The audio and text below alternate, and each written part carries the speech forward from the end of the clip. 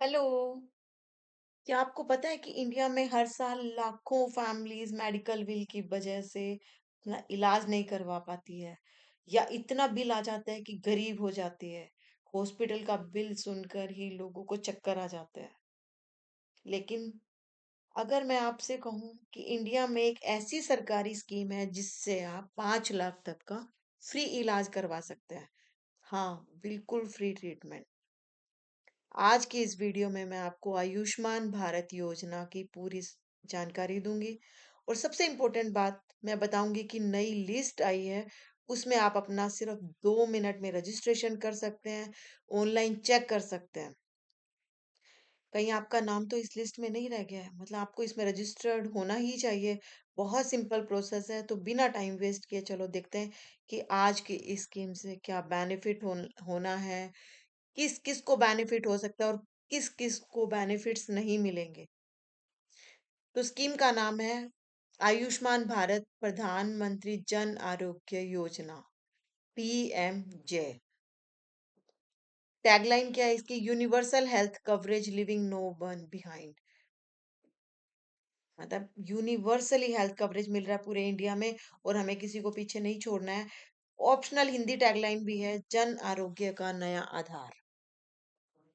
अगर आप कोई एग्जाम देने वाले हैं तो आपको ये टैगलाइंस और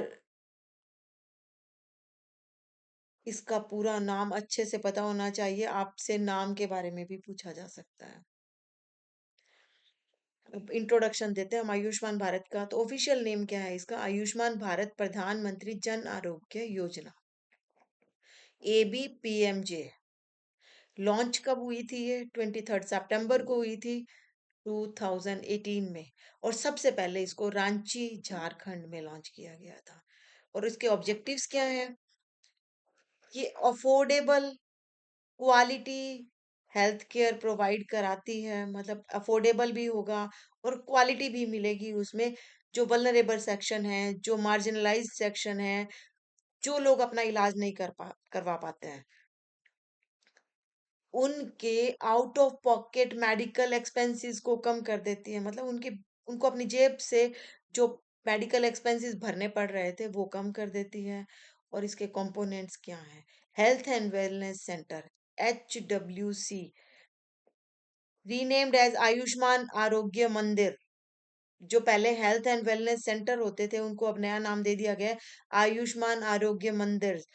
ये प्राइमरी हेल्थ केयर पर डिपेंड फोकस करती है, मतलब आपको सबसे बेसिक जो हेल्थ केयर होता है उस पर फोकस करती है। मतलब छोटी छोटी जो डिस्पेंसरीज खुली है इनकी, जिनको आयुष्मान आरोग्य मंदिर कहा जाता है, ये आपके बेसिक बीमारियों का इलाज करती है। और पीएमजे क्या है? Providing financial protection for secondary and tertiary care. मतलब जो आपको थोड़ी मेजर बीमारियां होती है वहां पर आपको ये फाइनेंशियल प्रोटेक्शन देती है, 5 लाख तक का आपका बीमा करवा करती है। A B digital mission, ABDM जिसको बोलते हैं, ये डिजिटल हेल्थ इकोसिस्टम तैयार किया है इसने। डिजिटली आप इसमें रजिस्टर्ड हो सकते हो। हेल्थ आईडी बनेगी आपकी, जो किसी भी हॉस्पिटल में जाओगे तो आपकी पूरी बीमारी का उसमें बायोडेटा होगा।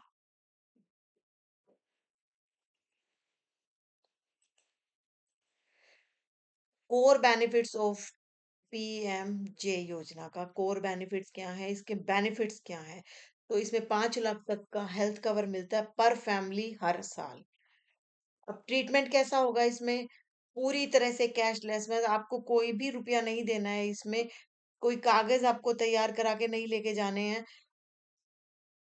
एट एनी एम्पेनल्ड पब्लिक और प्राइवेट हॉस्पिटल अक्रॉस इंडिया, मतलब जो भी हॉस्पिटल इसके पैनल में आते हैं, मतलब गवर्नमेंट के पैनल में, प्राइवेट या सरकारी कोई भी हॉस्पिटल जो इस स्कीम्स के पैनल में आते हैं, वहां पर आपसे ना कोई पेपर मांगे जाएंगे और ना कोई रुपया मांगा जाएगा। कॉम्प्रिहेंसिव कवरेज क्या होगा इसका? ये pre existing disease from day one, मतलब कोई भी पहले से भी अगर आपको कोई बीमारी है, डे वन से उसको कवर करेंगे। ऐसा नहीं है कि आज आपने इसमें एनरोल किया और अब आपको कहेंगे कि 2 साल के बाद ये बीमारी कवर होगी, जैसे प्राइवेट हेल्थ इंश्योरेंस मिल रहे हैं उसमें ऐसे ही बोलते हैं कि ये बीमारी 3 साल के बाद कवर होगी, ये बीमारी 2 साल के बाद कवर होगी। इसमें डे 1 से ही आपकी पहले से कोई बीमारियाँ चलती आ रही है, उनको भी कवर किया जाएगा, जिसमें आपके मेडिकल जो टेस्ट होते हैं, उनकी कॉस्ट कवर होगी, आप डॉक्टर से मिलते हो, कंसल्टेशंस होते हैं, उनकी कॉस्ट कवर होगी और आपका जो ट्रीटमेंट होगा, उसका जो भी खर्चा होगा, वो सब इसमें कवर किया जाएगा। प्री हॉस्पिटलाइजेशन, हॉस्पिटल में एडमिट होने से पहले 3 दिन का सारा खर्चा ये लोग देंगे। हॉस्पिटल के बाद पोस्ट हॉस्पिटलाइजेशन 15 दिन का खर्चा ये लोग कवर करेंगे, जिसमें मेडिसिन और आपके अगर फर्दर कोई टेस्ट होने हैं उनको कवर किया जाएगा। रिस्ट्रिक्शंस कहाँ नहीं है, कोई फैमिली के साइज पर कैपिंग नहीं है कि फैमिली में 5 मेंबर होने चाहिए, 2 होने चाहिए, 8 होने चाहिए, 10। नहीं, ऐसा कोई भी रिस्ट्रिक्शंस नहीं है। कितना भी बड़ी फैमिली, कितनी भी छोटी फैमिली हो, कोई भी एज हो और कोई भी जेंडर हो, महिला पुरुष, थर्ड जेंडर, किन्नर, कोई भी, मतलब सब पर ये स्कीम्स लागू होगी। कौन कौन इसके लिए एलिजिबल है, इसमें किस किस को शामिल किया गया है, तो 2011 के अकॉर्डिंग रूरल एरियाज में जो एक families living in one room house with कच्चा वॉल्स, मतलब जो एक कमरे के घर में कच्ची दीवारों के साथ जो फैमिली रह रही है, उसको इसमें शामिल किया गया। मतलब गांव की साइड की मैं बता रही हूँ, जिनके पास घर नहीं है, मतलब जिनके पास लैंड नहीं है खेती करने के लिए, ऐसे घर, उनको शामिल किया गया है। एससी और एसटी के जितने भी घर होंगे उनको शामिल किया गया है। जिस घर में फीमेल हेड होगी, मतलब जिस घर में मतलब आदमी नहीं होगा बड़ा, या डेथ हो चुकी होगी, फैमिली को पूरी फीमेल संभाल रही है, ऐसी फैमिलीज को भी इसमें शामिल किया गया है। Eligibility is primarily based on the socio-economic caste census IDs with no adult male। और इसकी फीमेल हेडेड जो हाउस होल्ड होंगे, मतलब जहां पर सिर्फ महिलाएं घर को चला रही होंगी, उनकी एलिजिबिलिटी क्या होगी कि उनकी कंडीशन कैसी है, उनका समाज में और पैसे के मामले में उनकी कास्ट कैसी होती है। मतलब कुछ कास्ट है जो बहुत लोअर लेवल की होती हैं, इनका कास्ट सर्टिफिकेट भी होना चाहिए, और वहां पर कोई भी अडल्ट मेल, मतलब कमाने वाला आदमी ना हो उस घर में, उनका कास्ट सर्टिफिकेट भी बना होना चाहिए, और साथ में उनकी सोशियो इकोनॉमिक कंडीशन भी पता होनी चाहिए। मतलब बहुत पैसे वाले होंगे तो नहीं मिलेगा। और अगर शहरों की बात करें, अर्बन एरियाज की बात करें, तो 11 ऑक्यूपेशनल कैटेगरीज इसमें इंक्लूड करी गई है। जो रैग पिकर्स, जो बोरी बोरी उठाते हैं, बैगर्स भिखारी जो है इसमें, घरों में काम करने वाले लोग, रेडी लगाने वाले लोग, और कंस्ट्रक्शन में जो काम करते हैं उन वर्कर्स को, लेबर्स को इसमें इंक्लूड किया गया है अर्बन एरियाज में।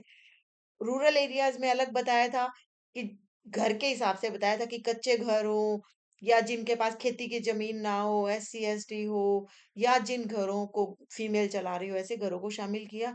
और यहाँ पर 11 कैटेगरीज शामिल करी गई। बोरी उठाने वाले, भिखारी, डोमेस्टिक वर्कर जो घरों में काम करते हैं, रेडियां लगाते हैं, या घर बन रहे होते हैं वहां पर जो लेबर का काम कर रहे हैं। और स्पेशल एक्सपेंशन किया गया इसमें 2024 में, इसमें कुछ और एड ऑन किया गया।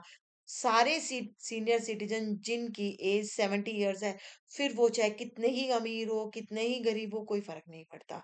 और अबव और all now eligible for separate health coverage of 5 lakhs regardless of their income and socio-economic economic status। मतलब चाहे वो अपर क्लास से बिलोंग करते हो, चाहे उनकी मंथली इनकम 5 लाख रुपए हो, कोई फर्क नहीं पड़ता। बस उनकी एज 70 साल से ऊपर होनी चाहिए। ऐसे सारे सीनियर सिटीजन्स को इसमें शामिल किया गया। मेजर एक्सक्लूजन, अब कुछ ऐसे लोग भी हैं जिनको इसमें इंक्लूड नहीं किया गया, जिनको ये फायदा नहीं मिलेगा, जो इस हेल्थ कवर में नहीं आते हैं। और वो लोग कौन है? जिनके पास 2, 3 या 4 व्हीलर गाड़ी, बाइक, स्कूटर कुछ है, ऐसे लोगों को इसमें शामिल नहीं किया गया है। या फिर जिनके पास मछली पकड़ने की मोटर से चलने वाली बोट हो, हाथ से चलने वाली नहीं, मोटर से चलने वाली बोट होगी, या फिर 2, 3 या 4 व्हीलर के ट्रांसपोर्टेशन होंगे, किसी के पास व्हीकल होंगे, स्कूटर, कार, गाड़ी, ट्रक, ट्रैक्टर कुछ भी, तो ऐसे लोगों को इसमें शामिल नहीं किया गया है। जो गवर्नमेंट एम्प्लॉइज हैं, गवर्नमेंट के साथ काम कर रहे हैं, उनको नहीं शामिल किया गया है। जिनकी मंथली इनकम 10,000 से ज्यादा है, उनको भी इसमें शामिल नहीं किया गया है। जिनके घरों में फ्रिज है, लैंडलाइन फोन है, ऐसे लोग भी इस स्कीम को फायदा नहीं उठा पाएंगे। और जिनके पास 5 एकड़ या उससे ज्यादा की खेती करने की जम लैंड है, एग्रीकल्चर लैंड है, उनको भी इसमें शामिल नहीं किया गया है। तो ध्यान रखना कि ये लोग इसमें शामिल नहीं है। जिनके पास व्हीकल होंगे, जिनके पास मोटर से चलने वाली बोट होगी, के साथ गवर्नमेंट में जॉब कर रहे होंगे, मंथली इनकम 10,000 से ज्यादा हो, फ्रिज या लैंडलाइन हो, 5 एकड़ से ज्यादा की एग्रीकल्चर लैंड हो। अब इन बेनिफिट्स को कैसे लेना है, स्टेप बाय स्टेप देखें। तो एलिजिबिलिटी चेक होनी चाहिए पहले। तो हमें ऑफिशियल वेबसाइट है पीएमजे, उस पर क्लिक करना होगा और आई एलिजिबल का एक ऑप्शन आएगा आपके पास कि क्या मैं एलिजिबल हूं, ऐसा ऑप्शन आएगा, उस पर क्लिक करना है। वहां से आपको, अगर आप एलिजिबल हो, तो एक आयुष्मान कार्ड जनरेट होगा आपका, आयुष्मान कार्ड बनेगा। ऑनलाइन बना लो या फिर आपके नजदीक में कोई सीएससी कॉमन सर्विस सेंटर होगा जो ये सब चीजें बना के देते हैं, वहां पर जाकर आप ये बनवा सकते हैं। हॉस्पिटल विजिट, अब किस कोई भी हॉस्पिटल जाओ जो इस स्कीम्स के साथ जुड़ा हुआ हो, एम्पेनल्ड हो इस स्कीम के साथ, चाहे गवर्नमेंट का हो या चाहे प्राइवेट हो, ये लिस्ट आप एनएचए पोर्टल पर निकाल सकते हैं। नेशनल हेल्थ का जो पोर्टल है, वहां पर आपको ऑनलाइन पता चल जाएगी कौन से हॉस्पिटल इसमें इंक्लूडेड है और कौन से नहीं है। अब आइडेंटिफाई योरसेल्फ। अब अपना आयुष्मान कार्ड या आधार कार्ड आरोग्य मित्र को दिखाएं। आरोग्य मित्र कौन होते हैं? जो वहां जहां पर आपकी हेल्प करते हैं हॉस्पिटल्स में, उनको आरोग्य मित्र कहा जाता है। हॉस्पिटल के हेल्प डेस्क पे जो ये पूछते हैं कि मे आई हेल्प यू, या रिसेप्शन बने होते हैं, वहां जाकर आप अपना ये आयुष्मान कार्ड दिखाओ या आधार कार्ड दिखाओ और अपना इलाज शुरू कर लो। कैशलेस इलाज शुरू हो जाएगा। आयुष्मान भारत डिजिटल मिशन क्या था? इसके हमने स्टार्टिंग में पढ़ा था कि आयुष्मान भारत डिजिटल मिशन भी है। तो इसमें सबसे पहले हमें एक आभा नंबर चाहिए। आभा नंबर क्या है? Ayushman Bharat health account.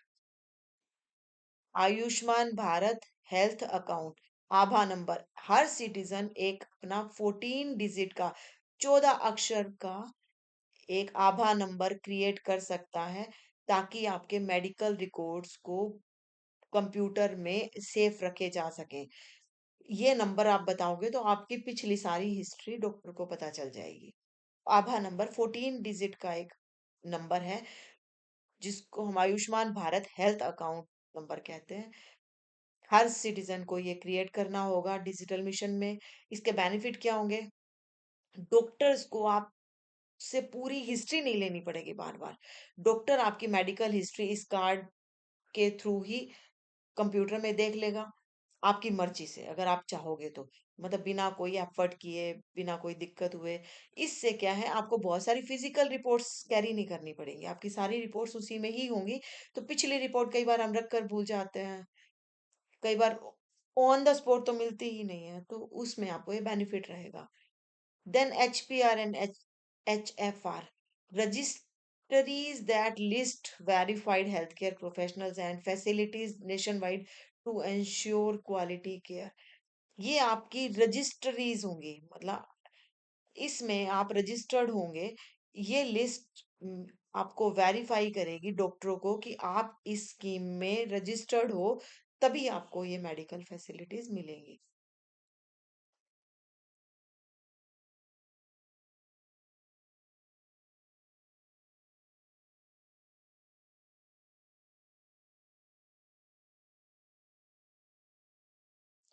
और इसके क्रिटिकल हेल्पलाइन नंबर्स भी हैं, आप ये नोट कर सकते हो।